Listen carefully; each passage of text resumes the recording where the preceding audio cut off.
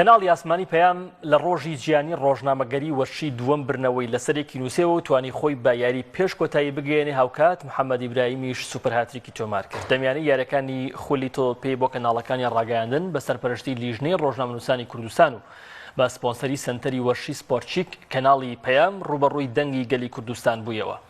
تایم یەکەم یاریەکە بە 3 گۆڵی بێوەڵام بە سوودی کەناڵی پەیام کۆتایی پێات گۆڵەکانیش لە ڕێگەی جەلال محەممەد 2 گۆڵ و محەممەد ئیبراهیمەوە تۆمارکران. هەرچی تایمی دووەمی یاریەکەش بوو پەیام درێژەی بە تۆمارکردنی گۆڵی زیاتردا و گۆڵی توانی 5 گۆڵی دیکە لە ڕێگەی محەممەد ئیبراهیم 2 گۆڵ و جەلال محەممەد و مەڕوان تالیبەوە تۆمار بکە. لە کۆتاییشدا کەناڵی پەیام توانی یاریەکە بە 8 گۆڵی بێوەڵام بباتەوە. بەو سەرکەوتنە کەناڵی پەیام قۆناغی یەکەمی تێپەڕاند و گەیشتە یاری پێش کۆتایی لە قۆناغەش چاوەڕێی براوەی کەناڵی ئۆسپۆرت و فاڵکۆن دەکات.